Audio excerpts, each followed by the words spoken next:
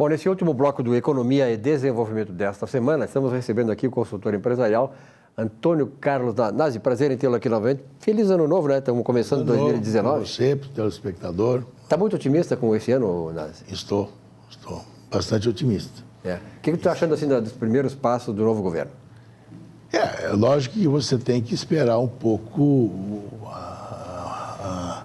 a fase de adaptação, né? Muita gente nova que nunca teve em governo. E lógico que tem essas confusões aí iniciais, contradições e tal, mas eu acho que o pessoal está indo bem. Eu acho que o Bolsonaro pegou uma pessoa ali como quase que um porta-voz, que é o general Heleno Nunes, um cara muito hábil, muito inteligente, e logicamente soube contornar essas contradições e opiniões diversas na primeira semana de governo. Mas eu acho que o governo tem tudo para dar certo. A escolha de pessoas qualificadas é uma coisa que nos dá otimismo, e o mercado está aí, não é? A Bolsa de Valores batendo 90 mil pontos. Não é? Isso são sinais. A gente já conversando com investidores já no final do ano passado, o pessoal já estava com outro ânimo, né, em relação a esse ano. Eu tenho ido já alguns dias aí ao interior, ontem ainda estava em Caxias, a gente vê alguns sinais, não é? Conversando com empresários, o pessoal fala, olha, ainda é cedo para a gente dar uma perspectiva do que vai ser o ano, mas pelo menos não tinha aquele pessimismo do governo Temer, que não teve o sucesso que a gente poderia imaginar depois daquele desastre da dona Dilma. Mas eu acho que agora, se o Bolsonaro parar um pouquinho de se meter nas redes sociais, eu acho que devia ficar quieto um pouco, não é? Para não ter essas contradições e mal-entendidos.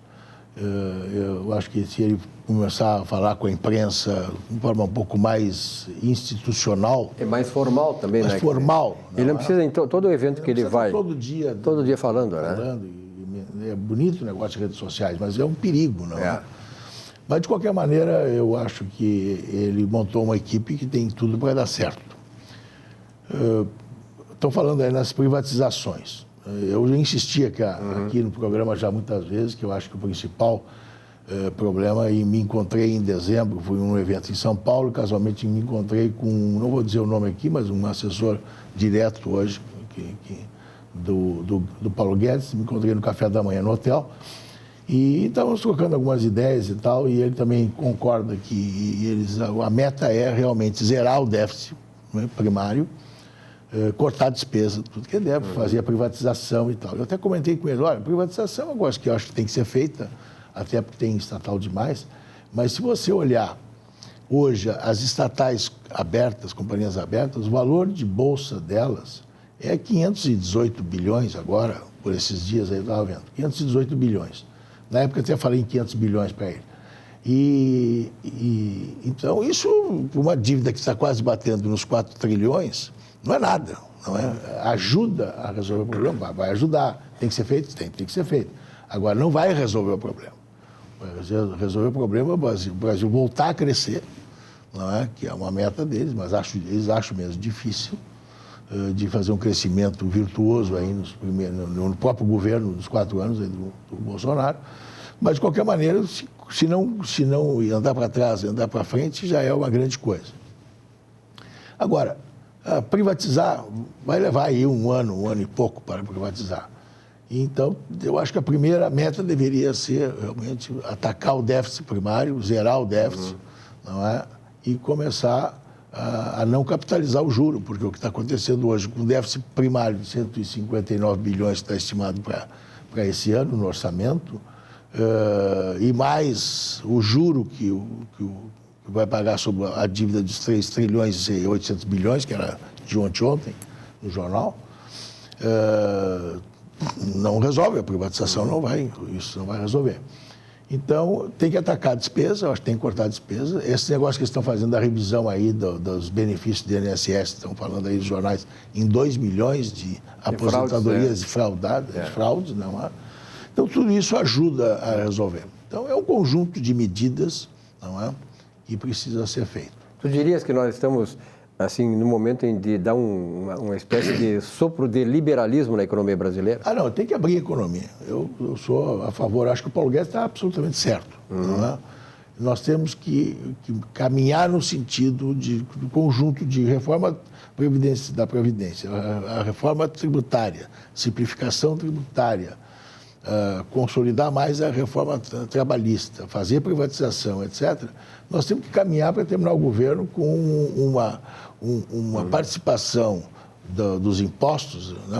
A tributação sair dos 35%, 36% que nós estamos hoje, para os 20%, que é uma média mundial, né? 20% do PIB. Se o Brasil chegar nisso aí, eu acho que nós vamos dar uma crescida. Um salto qualitativo importante, né? A questão da reforma da Previdência Social, como é que tu colocaria em termos de prioridades do governo? Não, eu já disse aqui no programa anterior, eu não faria essa reforma, esse programa do Temer, que ele é uma reforma parcial e muito modesta. Eu acho que o que o governo está pensando agora é fazer perder um pouco mais de tempo e deixar para fevereiro, entra um novo Congresso, e fazer um projeto novo da Previdência, de reforma da Previdência. Tem que atacar os benefícios, você tem que atacar a questão da idade, você tem que ter um conjunto, não é? E um diagnóstico claro da situação previdenciária brasileira. Não é? E eu avançaria na reforma também trabalhista, rever a questão do Fundo de Garantia, por exemplo. Por que não acrescentar o Fundo de Garantia no salário das pessoas e deixa o cara fazer a poupança dele, entendeu?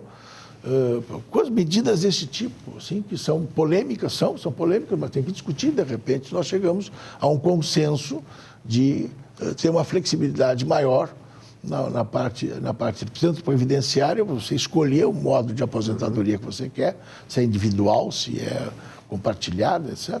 Ou também a relação trabalhista, você pode ter opções. Tem que preservar os direitos, tem que preservar, tem tudo, a Justiça do Trabalho está aí para isso, mas eu acho que nós temos que flexibilizar ainda mais e deixar mais claras as regras de opção que uma pessoa quer ter em relação a uma empresa. Falasse em Justiça do Trabalho, né? Mas está uma reação muito forte em relação juízes e promotores aí, dizendo que tem 40 mil funcionários e tal, entre juízes e promotores que resistem a esta chamada, digamos assim, extinção da Justiça do Trabalho. Já houve esse questionamento aí da eliminação, da extinção do Ministério do Trabalho. Não, a Justiça do Trabalho é uma coisa, me parece, consolidada no Brasil. Acho válido, porque os direitos do empregado têm que ser preservados, da grande maioria, mas eu acho que tem que ter a flexibilidade. Isso você fala com os juízes do trabalho, muitos aí entendem que tem que ter uma flexibilização maior. Tá? Então, eu acho que é o conjunto, Silvio, um conjunto de medidas que vai fazer com que o empresário tenha mais confiança e passa a... Aí nós estamos ainda na fase de eliminar a capacidade ociosa, que chegamos no crescimento. É verdade. Agora, tem coisas que estão sendo estudadas e mencionadas. Eu, há muito tempo, eu defendo, eu não sei como é que nós estamos de tempo, eu defendo, por exemplo, a debênture rural. Eu acho que a agricultura deveria ter um fundo permanente de financiamento. De autofinanciamento. De autofinanciamento que poderia ser feito com dinheiro, com recurso do próprio agricultor, que de repente está aplicando em poupança, aplicando em CDB, quando poderia aplicar em outros setores, poderia aplicar no próprio setor. Esse é um assunto interessante, Onassis, que até eu gostaria de debater assim, com mais profundidade. Eu sei que tu trabalha muito nessa área da agricultura também, do agronegócio, num próximo programa. Acho que é muito complexo e, olha, é fascinante esse tema. Eu acho que é. Porque nós temos aí, que eu falei no outro programa aqui, nós temos 50 milhões de hectares prontos aí para plantar. Área agricultável. Agricultável, prontos. Né? Tem mais aí, 100 e poucos milhões aí que pode ser preparado. Com certeza. Sem mexer na Amazônia. Com certeza. Onassis, muito obrigado pela tua presença aqui. No próximo programa vamos ver se a gente... tem vários assuntos aí, né? Tem vários encaminhar. Eu acho que agora vamos ter um clima diferente aí. Nós temos que apostar que tudo vai dar certo. Obrigado, Onassis. Uma boa semana e bom 2019. Ano novo para todos aí. Exatamente. Nossa Economia e Desenvolvimento fica por aqui. Uma bela semana de trabalho a todos vocês. Feliz 2019 e até a semana que vem.